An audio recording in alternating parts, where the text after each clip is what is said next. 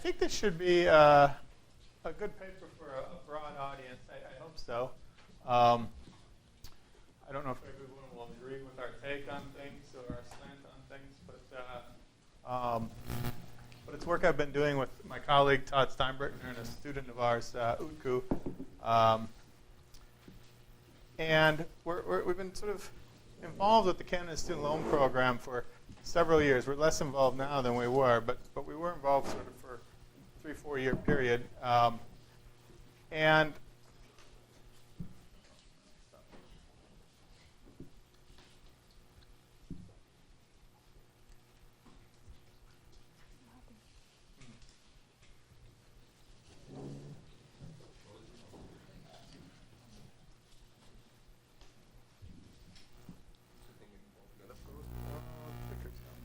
let's see.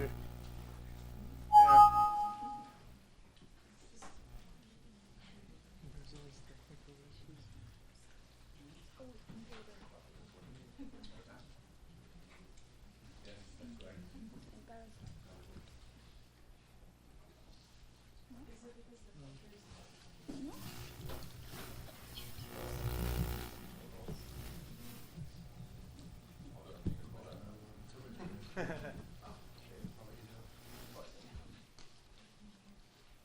Oh, there we go. All right, perfect.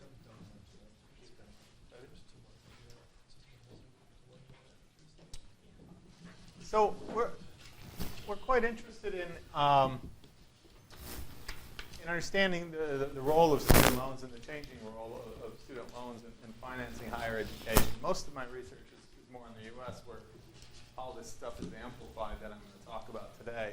I'm going to talk mostly about all the rest of Canada because Quebec is not part of the Canada Student Loan Program, and I apologize, I don't know anything about the financial aid system.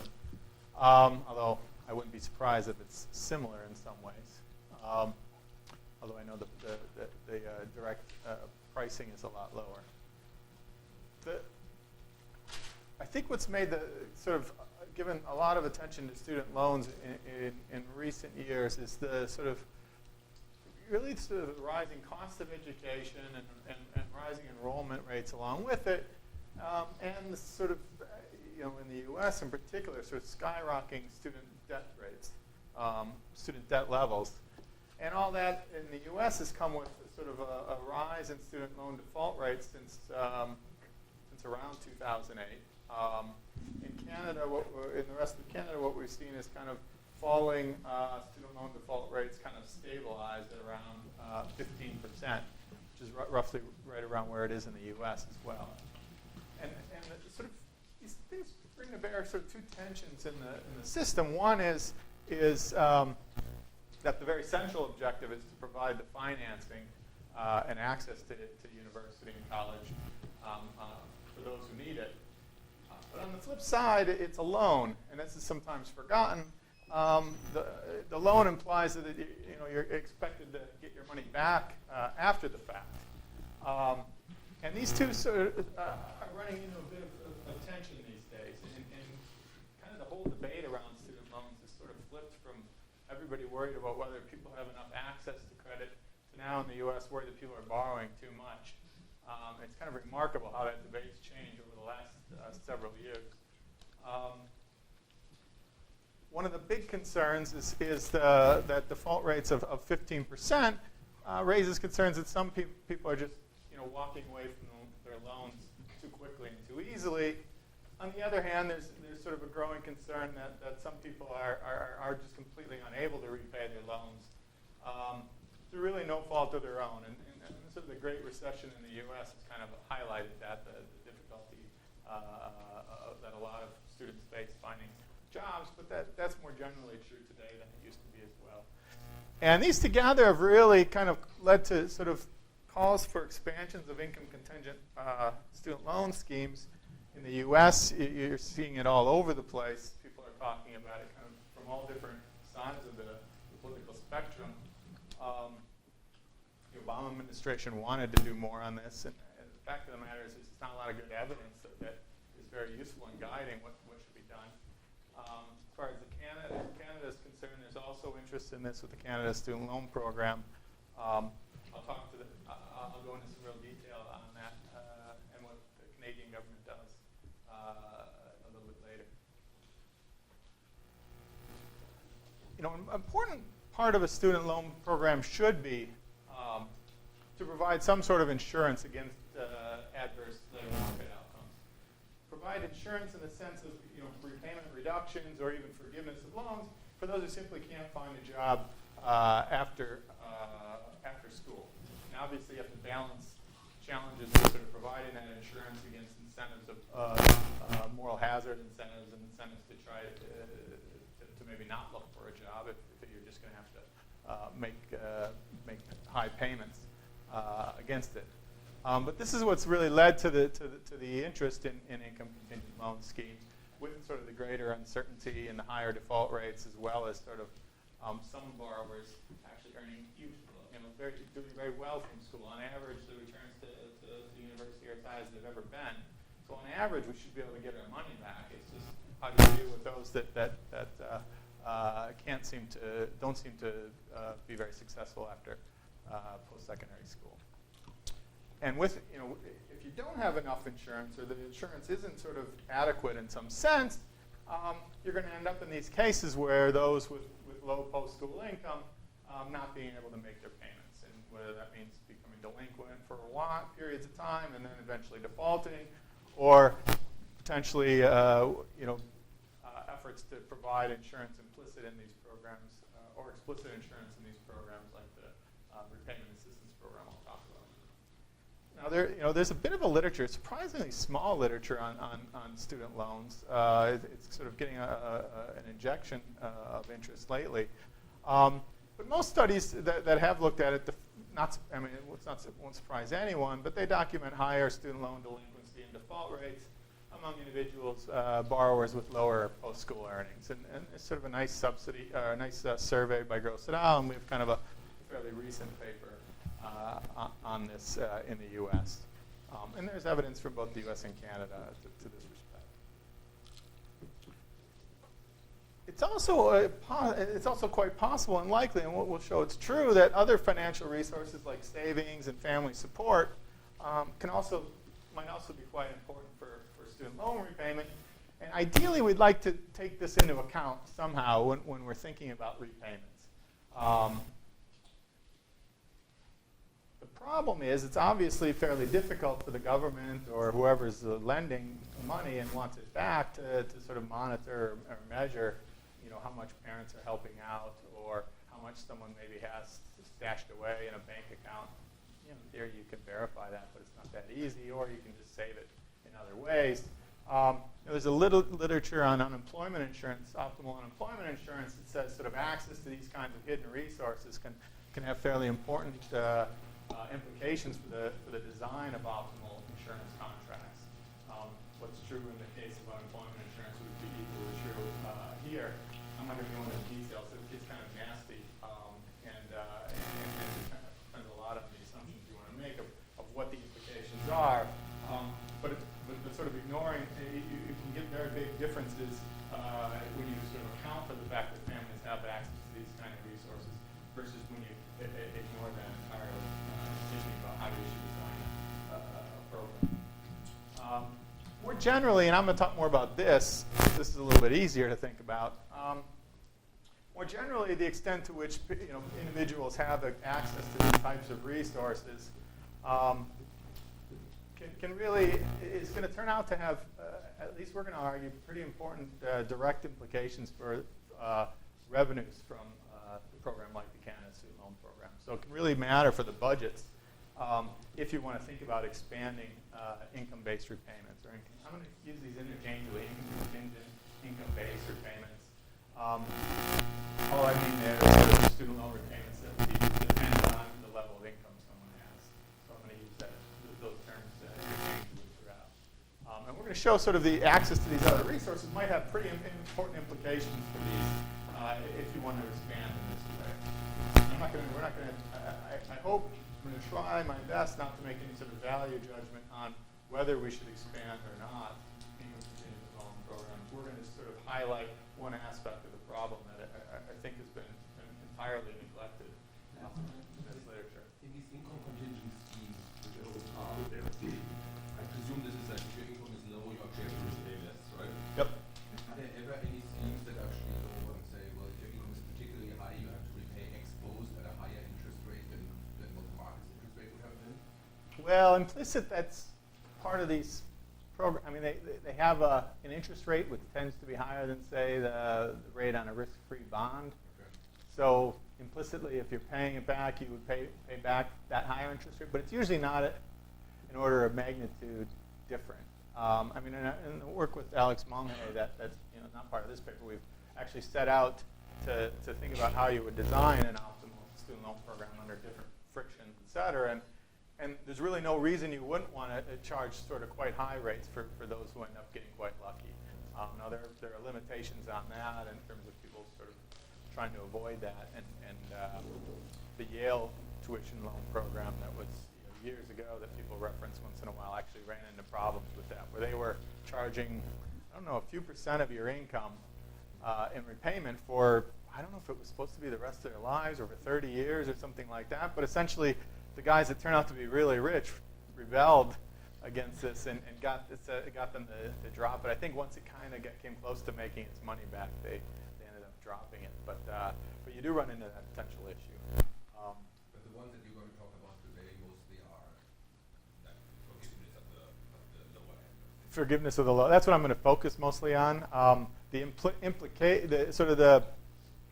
implication of what we're going to find is if you want to do this, the losses at the low end would have to be made up by charging either higher interest rates or at the high end, or some other structure that collects it from someone else, or you got to do something a little different at the low end than the proposal we talked about. So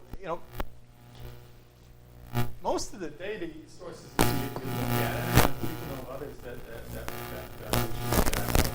be very happy of working on a lot of projects along this line. This is sort of a big part of my research agenda more generally. But there are very few data sets that actually have good information on anything like savings, access to parental help, et cetera, if they also, data sets that have measures of borrowing and repayment. It's actually very hard to find good data that has measures of repayment.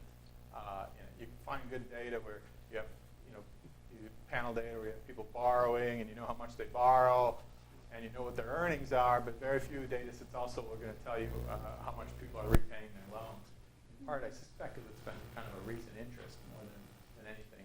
Nobody was really worried about this stuff 20 years ago when a lot of the big panel data sets were set up. A few data sets, as I said, have some data about parental income. So you might think that's a good proxy for sort of access to parental resources, and we'll talk a little bit about that in this talk. From this, I don't think there's much. We've got to dig in a bit more into this literature on interfamily transfers, but at least there's not a lot that I think tells us how related sort of parental income is when kids are entering a university or college to how much support they're providing at later ages, or at least how much support they're willing to provide as a form of insurance, which is going to be the important aspect we're looking at. And we're going to talk a little bit about that today. And then what are we going to do? Well, we actually, the whole paper really revolves around the fact that we have some nice data that isn't generally available or hasn't been available before. And that is from the Canada Student Loan Program. We have data from a survey that we sort of helped them redesign to study issues of repayment. In particular, that survey has measures of earnings, at least at a point in time, measures of their savings, as well as access to family support. And that we have combined with administrative data on borrowing and repayment patterns. And that we sort of have over time. Yep? Do you have any way to link with the RESPs on this, or they're too far?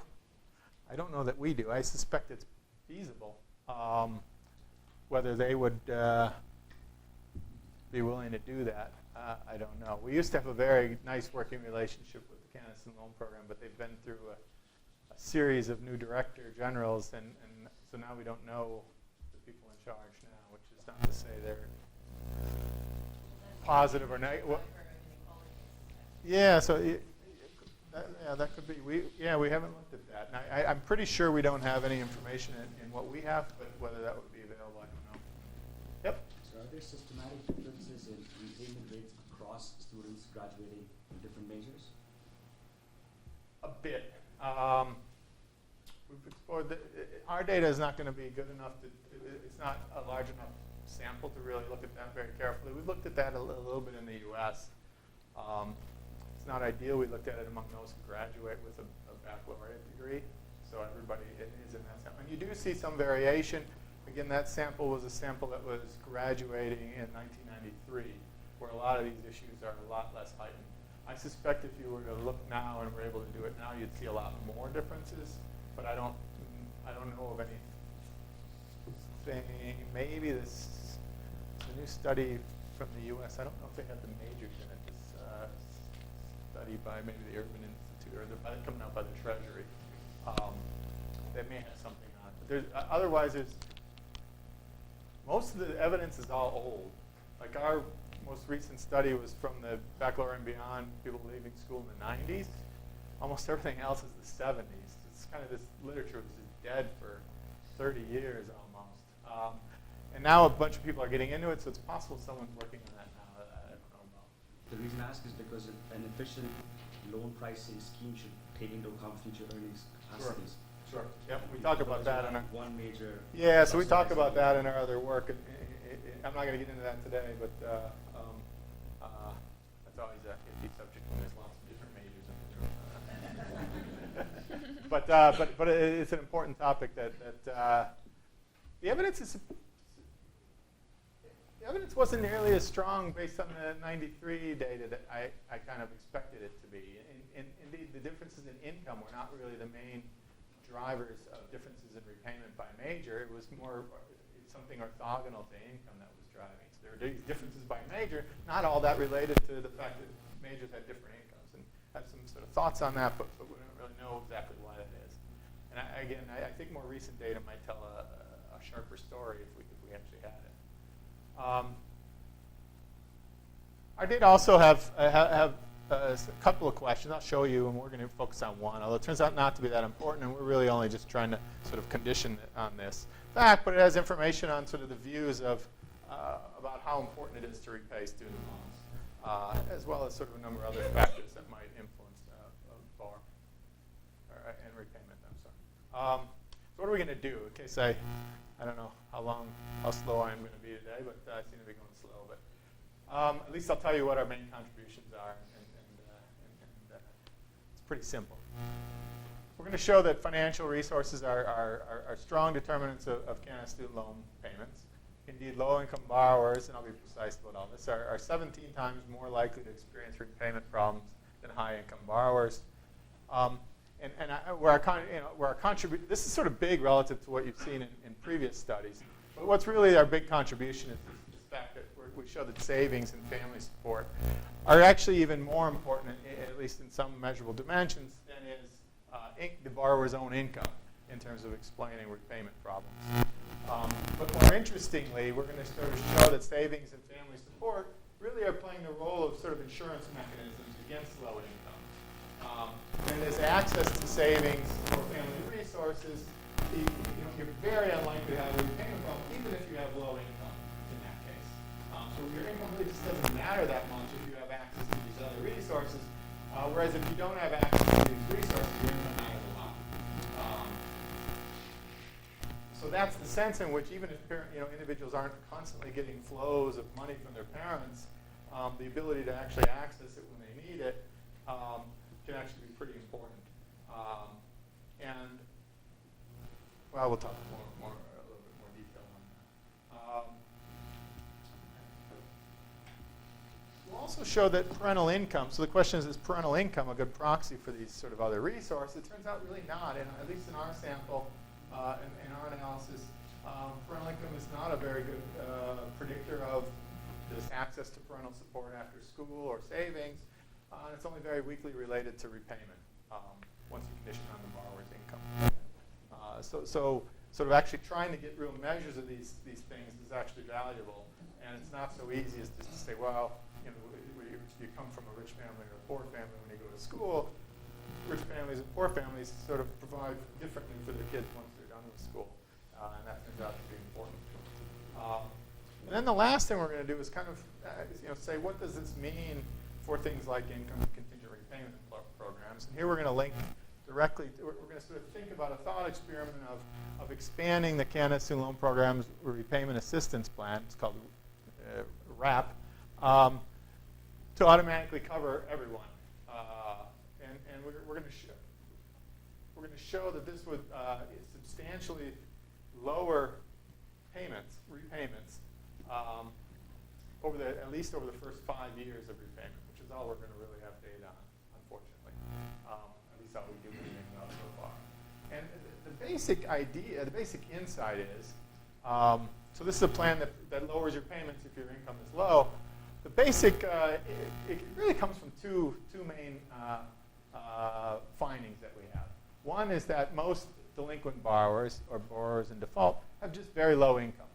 So you put them on an income contingent loan program, you don't ask them to pay any income. So in terms of money coming into the program, it's equivalent. You get nothing from these guys because they either default if they're not, or because you don't ask them to pay. It might matter to the borrower. They might prefer one or the other. But in terms of sort of program revenues, you're not going to yield a lot of additional revenue by somehow getting all these defaulters to somehow participate. Maybe in the long run you might kind of keep them more attached to the system. I'll talk briefly about that at the end. And the other sort of key result is that a lot of borrowers with low income actually do manage to make their payments. And they're making payments that if you put them on this income contingent plan, you wouldn't be asking them to pay much or anything at all. So you'd be losing all of that revenue. And that turns out to be a lot of revenue. And so we think that's very, given what I talked about already, this is very linked to the fact that even a lot of these low-income borrowers do have access to resources from either their family or some of them have some money saved up from previous earnings. And if you want, all we talk about is over the first several years of repayment. It's possible you make that up, but you've got to. It's possible over the next 10 to 15 years of the loan, you could make that money up by getting higher payments out of individuals. I don't know. I wish we could do more on this. Nothing that we have so far suggests that that's going to sort of solve your problem. Although I don't know. Partly the structure of the RAP program makes it hard to do that, and we can talk about that. It's a structure that could be adjusted. But the fact is that low income is very persistent for some people. It's not just that people go up and down, and on average, everybody's earnings are increasing after school. There are a set of people that just have low earnings year after year, and if that continues, we're seeing that over the first 4 to 5 years. If that, with no sort of sense in which that's changing very much, if that continues for several more years, you're going to start losing money on these guys, potentially quite a lot. So I'll be more precise than all of that, but that's sort of the main. So that's sort of the main conclusion in terms of thinking about policy. And it's not that different sorts of systems couldn't be designed that would maybe address some of the concerns, but it's certainly something that ought to be really taken seriously. So, okay, so now I'm going to move into sort of quick summary of the data and the empirical results. It's all going to be fairly straightforward, so I already kind of gave away a lot of the punchlines. So let me jump into it. We're going to use what's called the client satisfaction surveys of the Canada Student Loan Program. Todd Steinberger and I worked with them to design a bunch of questions that could help them learn about repayment. And this data is what's linked up with the administrative loan records. And these surveys, they surveyed a lot, modest number of people every year. We're not going to be able to use anything near that because of the way they sample. Essentially, the sampling for the sampling frame is, because it's a client satisfaction survey, it's a survey designed to find out how well they're doing. It's something they're mandated to do, and you're sort of asking people, when you called up and asked for help, did you get someone on the phone, and were they helpful? That's what a lot of the survey is, although they had a bunch of other questions on there, like would you have gone to school if you hadn't gotten this loan? A number of things like that. It's hard to interpret what those questions, what the answers to those questions mean. And they asked us if we could sort of help them figure out, some way to make this survey a little bit more useful in terms of thinking about their program. And that's where this research stems from. So it's their survey, because of the aim of the survey, they only study those who are currently in school, which isn't terribly useful to us, since we're looking at repayment, or those guys in repayment. But in repayment means you're not in default already, and you haven't already paid off your loan in full, which is quite frustrating, since one of the things we want to look at is, what are the effects on repayment. So what do? We're going to focus, the whole talk's going to focus on people in the first 2 years after they enter repayment. And in the appendix, I'm not going to show you, we show that about 5% of people default really early. And about 10% of these guys pay off their loans right away. So our whole sample is focused on the other 85%. If you sort of limit this, if you limit our sample to only the first year after repayment, you essentially get rid of all of these defaulters. Basically, in order to become in default, they have to be non-paying for 9 months, I think it is, and then somehow, given the way that structure is, basically it doesn't show up until 11 months. And we looked at that, and almost nobody is in default right off the bat, a couple percent.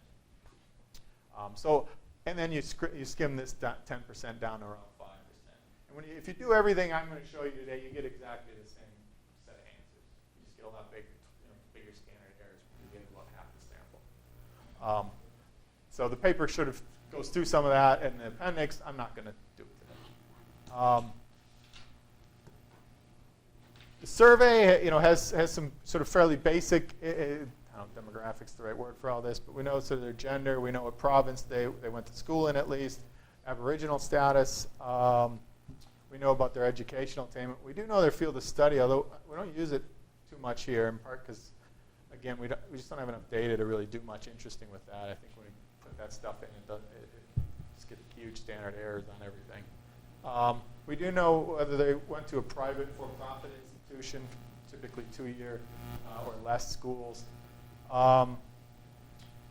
Dependency status, and if they are dependent or were dependent when they enrolled or applied for financial aid, we know their parental income. As I said, we know there something about what they think about the importance of repaying their student loans, and a little bit about what they think the consequences of default are, although I'm not going to use that too much. I'll show you what we asked. And then our main thing is we know sort of their income at the survey date. We know their savings level. At least these are within categories. And then we know whether they have access to parental support. So the key parental support measure we have is one that's meant to refer to access to stuff, to help from your parents, not did you get any money from your parents. And you can imagine those two are pretty different. If we want to think about what's going to cause them to go into repayment problems, we kind of want to know whether they have the access to it, not just whether they utilized it. So the question we need basically says, if you needed money during the next 6 months, how much would your parents or other family be willing to give you? I'm going to refer this as parental support, but family support is probably okay. And there they could answer 0, I think maybe 1 to $2,500, and then $2,500 to $5,000 in a bunch of categories. We're going to mostly focus on whether you needed less than $2,500 or not from your parents. They had to put it, they wanted everything in categories. I don't know why. But, and the question about beliefs about student loans, we kind of had 2 things on there. We mostly go with this one, although you can look at the other one. I don't know, I think we took it out of the paper, but the answers are very similar. It says if you owed the same amount on a bunch of different loans, but couldn't afford to repay them all, which would you stop paying first? The idea there is to get a sense for whether they think repaying their student loan comes with any, failing to repay comes with any consequences or not. We did try to ask more directly about consequences, some issues of what we thought was going on in the survey and what actually went on the survey didn't always line up, so we ended up not getting that for all the years we thought. But there we had asked, if someone stopped making their loan, how big of an impact would that have on your credit rating? And we gave them a couple of choices. In the end, this one seemed to sort of show up as a little bit more important in terms of determining repayment, so we focused on that. How would you answer that Oh, there's no right answer. Sure, but We're going to look at what we're going to look at is whether they say they wouldn't repay their student loan first as a measure of how important they think it is to pay a loan. Student loan. It's correlated in the way you would expect with what they think the consequences of not paying it. We had asked about. like, I guess my question is generally true that if you default on a car loan, will that be worse for your record than if you default on a student loan? Like, are these two different? Well, it depends. I mean, the car, they might come get your car, which would be bad. Or your home, you could. It's a little unclear. It's not obvious. I mean, the student loan program goes on your record, and you get. Gary's, this is a little bit different in Canada than the U.S., but the Canadian government comes after you pretty hard when you default on your loan. That's what I'm asking. They start harassing you, and they'll take you to court. And I mean, if you have money. I mean, if you don't have a lot of money, really what you should do is one of these other income-contingent type programs. And it's a little unclear how much when you go in, you're not supposed to be able to get into those when you're in default. But how much, everything, there's law, there's kind of what the laws and rules say, and then there's what actually happens, and it's a very gray area. Same in the U.S. I suspect for a lot of these guys, the student loan consequences are a lot more delayed. So if you kind of think this is a short-run problem in particular, that seems like the obvious one to kind of not pay for a while, versus maybe your car, and you might lose your car, and then you're really in trouble. But I don't know if there's supposed to be a right or wrong answer. This could be just true heterogeneity and how costly it is to different people, which is fine. That's in some sense what we want. And then from our administrative data, we have their loan records, which give us their loan amounts, their repayment status, some measure that we think is what they're supposed to, what their scheduled payment is. Although I'll talk to someone tomorrow about that. It's actually a bit messy.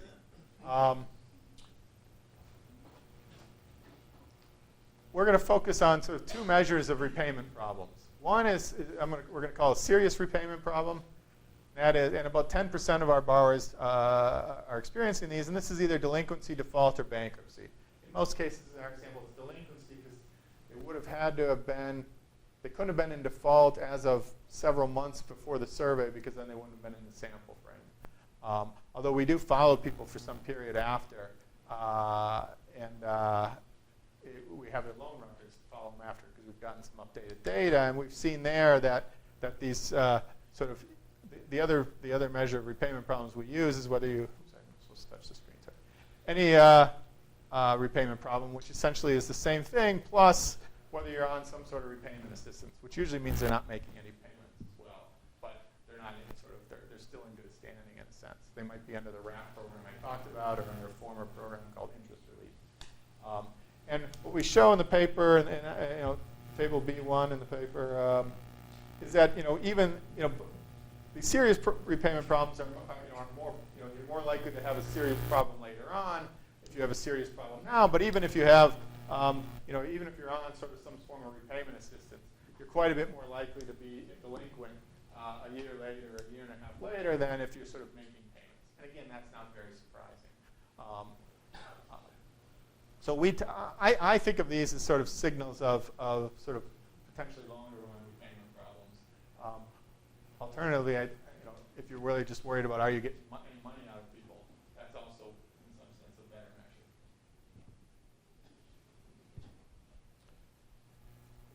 So our main sample is going to be those who entered repayment no more than 2 years before this survey, which I said is because of their weird sampling frame. We focus on borrowers under age 30 to at least see a somewhat more homogeneous group. And then you've got to sort of have responses to the key variables. You're down to about 700 borrowers, and that's mostly because of this research. So our sample size is about 700. It's not really that big, but it's not terribly small. Across the country, except Quebec. Average debt's about $14,000 for these guys. About 80% get some sort of degree, and 40% get a 4-year degree or higher. You see about 40% say they would stop paying their student loan first if they couldn't repay everything. About 8% are Aboriginal, so we're going to have that in there. It's just not going to be enough Aboriginals to actually show much. Standard error is going to be quite large when we look at anything related to that. So I'm probably not going to talk about it. What's more interesting are our measures of income. 50% of these guys are earning less than $20,000. I mean, that kind of blew me away. I was actually surprised. Almost all of them, what is that? 85% are earning less than $40,000. That's maybe not terribly surprising. These guys are straight out of school. About a third of them can, say they can get at least $2,500 from their family if they need it. About half of them have $1,000 in some sort of form of savings. And then if you start breaking it down, do you have some savings or parental transfers? Do you have sort of something else? And that's about almost 2/3 of the sample. And about 20% kind of has nothing other than their income to rely on. Almost no savings and almost no parental transfers. Oh, no, I'm sorry, I got that wrong. They have both. So 20% has both. Yeah, so 40% has nothing. No savings or parental transfers. 40% of the students are dependent only. About a third of them have what we're going to call low parental income below $25,000. So with these repayment problems, the dark bars show us sort of the measure of any repayment problem, and the lighter bars are for sort of more serious measures. And you can see, whether you have any repayment problem, it's sort of an increasing function of how much you borrowed. That's not terribly surprising. Interestingly, whether you have a serious repayment problem isn't that related to it. Although this, there's no reason that this could reflect lots of different things. People who borrow more might be guys that know they're going to have more earnings, or they might have more earnings after school. So you don't want to, might have gone to university instead of college, et cetera. So you don't want to make too much of this. But. Sorry, what's a repayment problem? Like that they've missed a payment, or? Yeah, so you're either delinquent. So any repayment problem is delinquent, default, bankruptcy, or you're on one of these programs basically not paying. It means you're not making any payments pretty much. There's a few guys on these repayment programs that are paying small amounts, but I think 90% on the RAP program are paying zero. And you see sort of the university students tend to have lower repayment problems than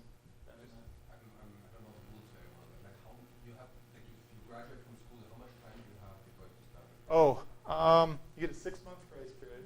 Okay. And then we're going to start looking at them after that 6 months. And then for these guys, everybody in the sample is within that first 2 years. And if you can be delinquent, you can just not make a payment for a month, then you're going to be labeled delinquent. If you miss 9 months of payments in a row, you'll be considered in default. I should have said that. So in your data, do you see that when exactly they start making payments, like monthly and stuff? Like since they, Yeah, people leave we have school monthly. and then they have to We have find a job. monthly measures of their loan status, and to the extent that is all perfect, we know that. Because in a sense, And it's pretty good. when you get On these repayment people really status. early in their careers, you get them at a very kind of unstable Yeah. situation. No, that's going to be one of our concerns is a little, when we start talking about the income-contingent programs and the losses with that, that's going to be one of our concerns. We're going to actually look at some SLID data, kind of get a sense for, at least over 5 years, how do things look. But yeah, these are going to be people that are. I mean, most default and most repayment problems begin to appear at early ages, and some guys get out. In the U.S., I know this. We could do that in this data. Yeah, I probably have a figure at the end. Let's see. I can go.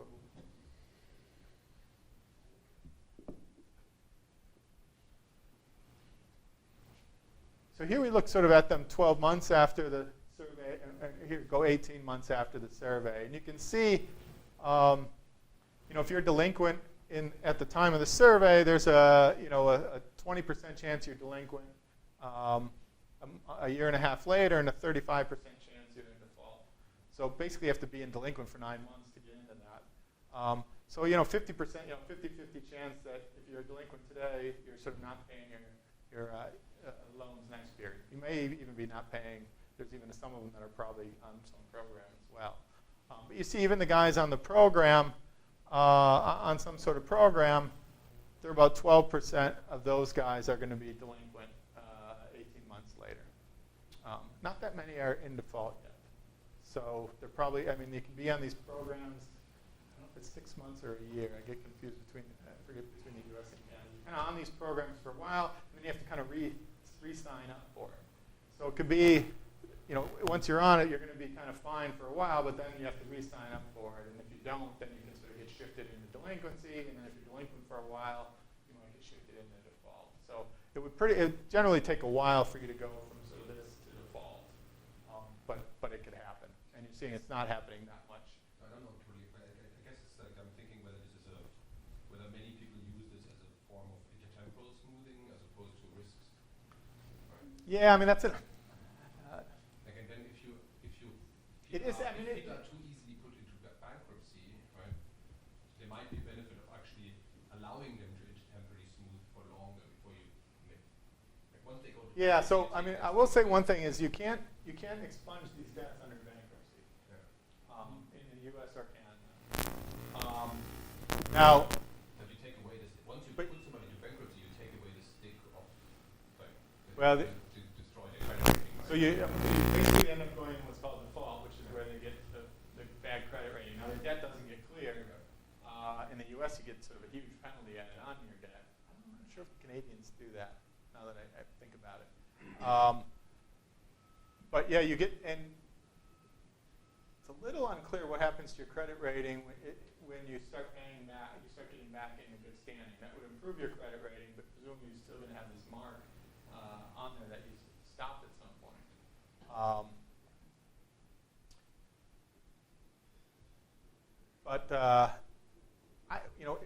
It's certainly a temporary state for some people. But even default is a temporary state for some people. We're not able to look at it that carefully here because of our sampling.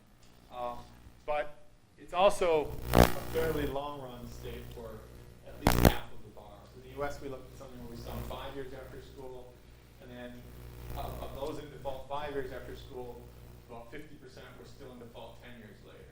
So there's a big chunk of these guys get out, but a big chunk of them kind of are stuck in this situation.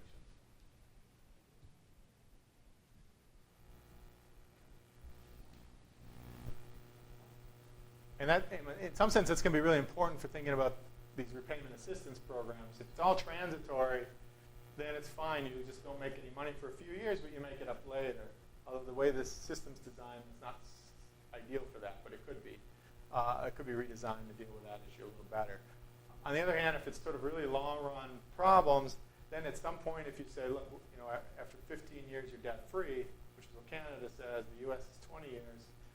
If people are not paying enough for a long enough time, then you're going to be forgiving a lot of debt at the end. And you can see, sort of in terms of income, you see sort of huge differences in repayment problems by family income. If your income is above $40,000, pretty much everybody's paying their loan back, which is somewhat good. I mean, that's sort of a measure of enforcement, at least sort of the loan doing what it's supposed to and collecting. On the other hand, at this low end, there's a sort of a pretty large group of individuals that are having with low income that aren't. One way to interpret is they're not taking advantage of these programs that would reduce their payments. Instead, they're ending up in sort of delinquency and then eventually default. What role do parental transfers, et cetera, play? You can see, if you don't have access to much parental support, you're about a third of those guys are having some sort of repayment problem compared to only 10% with access to it. Savings has sort of even more dramatic effects on it.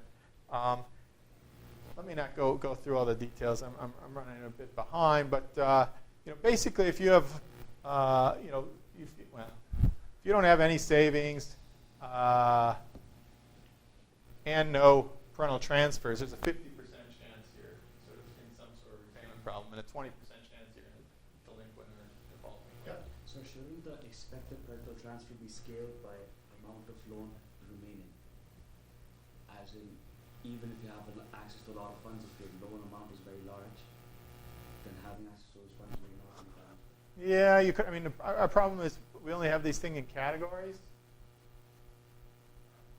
We could try to impute what the value is within the categories. Same with savings. It would have been nice to kind of have these be similar numbers. Yeah, in some sense, if you don't have much, if you don't have to make a very big payment, you don't need access to very much money. Yeah, we could look at the interaction of that. We haven't really done that. We could do that, though. I don't think it would be that hard to do that. Whether we have enough sample to sort of start to really get much, I don't know. Good question, though. So the next thing we're going to sort of condition on a bunch of stuff. Basically run some regressions where we account simultaneously for how much you borrowed, your education, all the variables I just showed, your educational attainment, the type of institution you went to, your beliefs about repayment, demographic characteristics. You know, you could see all of them. I don't want to talk about them, so I kind of made them light, but I don't want to sort of, I want you to kind of see what we're all controlling for. And you can see when you do that, you know, income matters quite a bit. You know, your low income relative to someone earning nothing versus $40,000 or more is a 55% chance more likely to have a repayment problem, 45% more likely to have, you know, a serious repayment problem. So it's sort of big effects.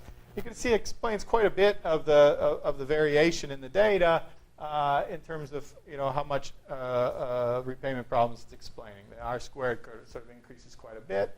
What's interesting is this column just says, you know, what if we don't, instead of looking at the borrower's income, let's look at his access to savings and parental transfers. You can see those matter a lot too. Indeed, they actually explain even more, you know, not much, but slightly more of the variation in repayment problems than does their own income. So we've sort of all this literature focused on this, policies focused on this. You know, in some sense, for obvious reasons, that's a little easier to measure. But this sort of looks, you know, equally important, at least on face value. And, you know, you can control for both income and these measures. You get sort of everything. All sorts of financial resources are important.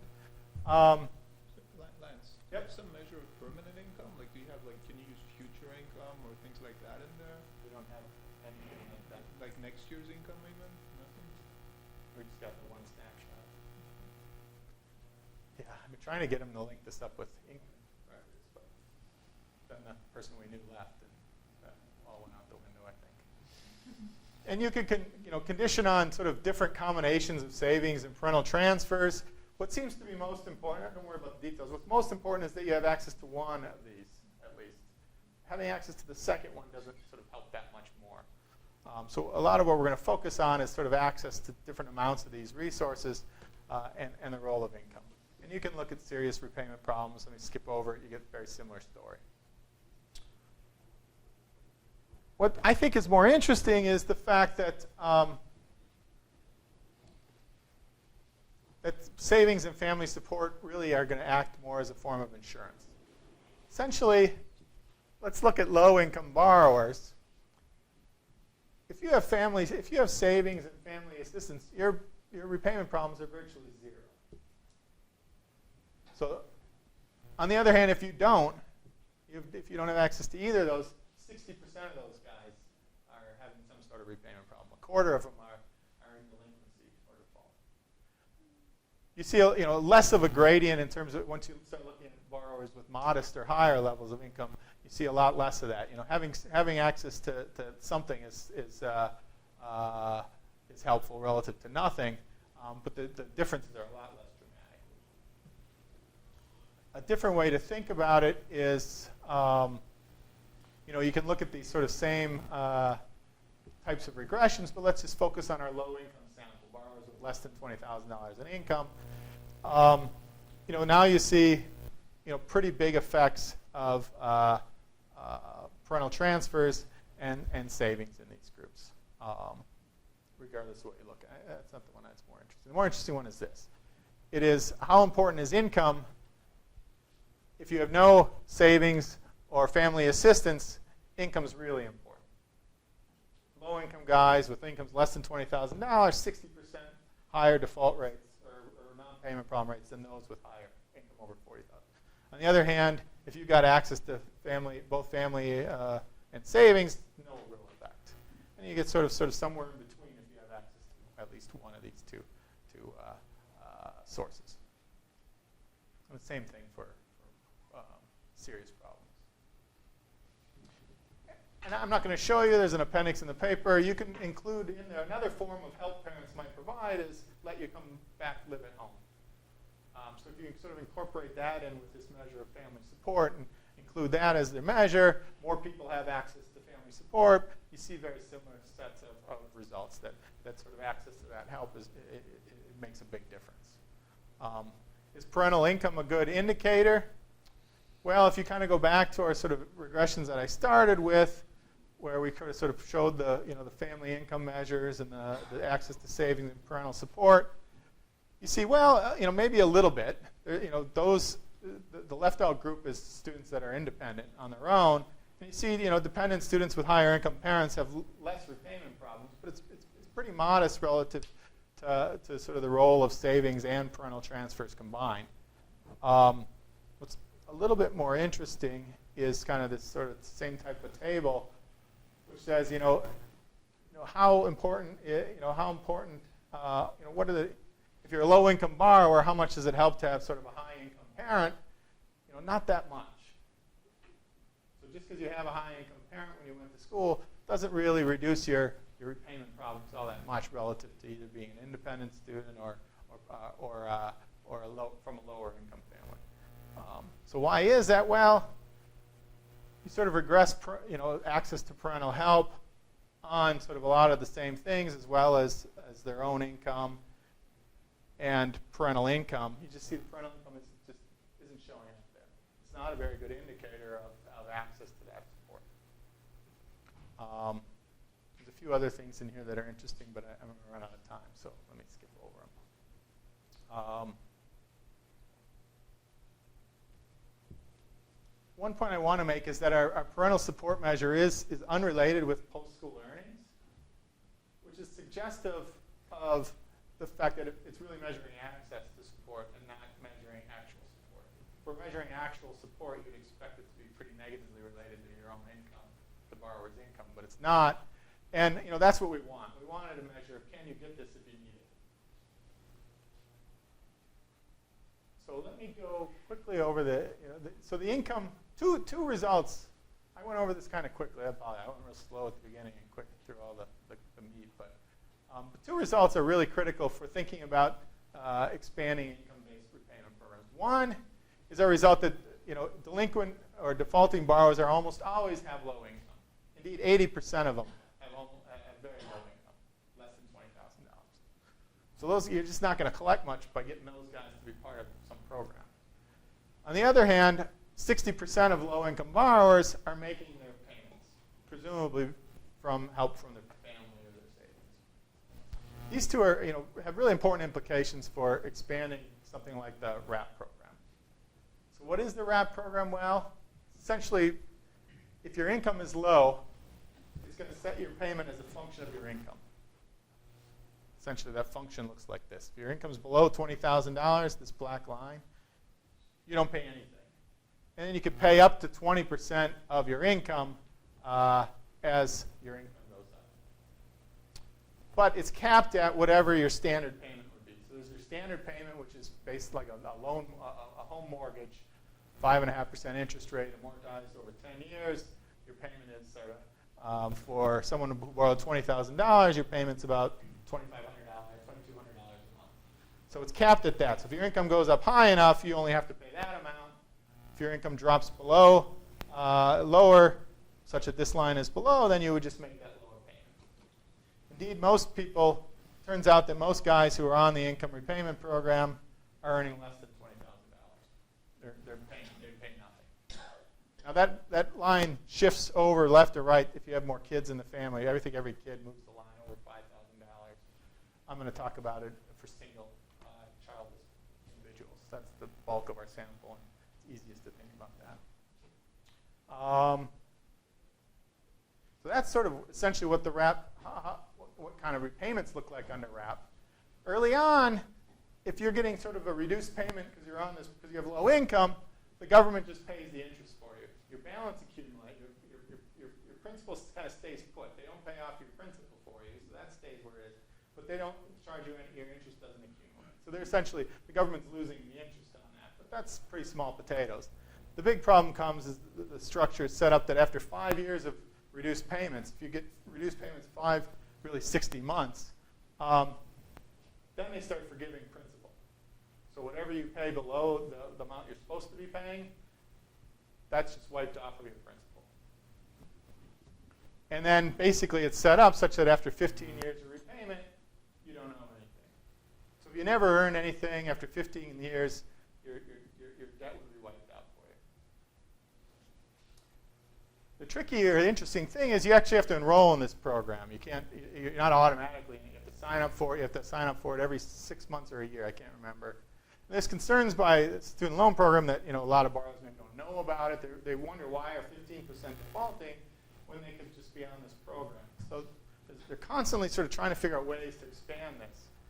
We're going to kind of explore what happens. More surprising is that anybody is not on this program who they would all get their principal forgiven and their interest rates, right? Yeah. A lot of people who should. Yeah, there's no reason you wouldn't want to sign. Now, they don't let you sign up for it unless you are in low income to begin with. Wow. But then I think once you're on it, you can kind of stay on it. I think that's the way it's structured. So if you sort of earn $40,000 right away, there's no reason to sign up. But as soon as your income drops down, in some sense, everybody should sign up for it. You showed us some income levels where basically everybody should be on there, right? Yes. Yeah, everybody down below 20,000 wouldn't be paying anything on it. So there's no real excuse in some sense for those guys not to be on it, but a lot of them are. Let me give you just a kind of a highlight, and then I'll end because I realize I'm out of time here. What we explore is what happens if we kind of basically put everybody on this program and made their payments equal what they would be on under this program, and compare that with what they are now. And that's easy to do with we do something else with the survey of income dynamics I can talk for a second about. But if you do that, you basically double the number of people that will be paying zero. There's basically a bunch of guys that wouldn't have to pay anything that are making their payments right now. And the average monthly payment in our sample, the people in the first 2 years out, would be cut in half, the average revenue that the program would get. So obviously, if that persists, that's a huge problem for the program. They'd have to dramatically increase payments from higher income guys. There's a real question, well, these are the first 2 years out of school. There's a lot of transition problem. How persistent is that? There we kind of looked at the SLID data where we have some data on income for multiple years and the amounts they borrowed. And we can calculate what they would pay under RAP in that world. And we actually know what their loan amount what they should be paying. But the only thing we don't know is what they actually pay. So we can compare what they would pay under this program versus what they would be paying if they made all their payments under the normal program. And let me kind of skip through it. The bottom line is, over the first 5 years of repayment, you basically collect half of what you would if people were making standard payments. Now, the big thing we need to figure out now is, what do they really collect now over the first 5 years? You'd think this would be a question when you email Canada's loan program, they could tell you the answer to. They can't, let me tell you for one thing. But we're trying to figure out, I think it's going to be around 85% or so. But so that tells you a sense. And really, it's a lot of guys aren't making, I think the kind of the most alarming statistic is 15% of the sample would make no payments over the first 4 years of non-payment. So that means they have persistently low income, every year less than $20,000. So given the structure of RAP, these guys are almost certainly going to start getting their principal reduced very soon. So, if the goal is to expand RAP and kind of get everybody on it who sort of should be on it, they better worry that they're going to start collecting a lot less money than they currently do. What we don't know is how much they're going to start making up for it 6 through 15. You know, let me just give you the caveats. Really, the big question, I think, really, is whether something like this program can in some sense, better connect these guys that even if they're not making any payments early on, do they get better connected? And then maybe eventually they're more likely to start repaying than if they go delinquent and default and just disappear. I don't think we have any idea of the answer to that. My guess is you're going to have a pretty big impact from that to wash out the other effects. But anyway, let me end there. I went over.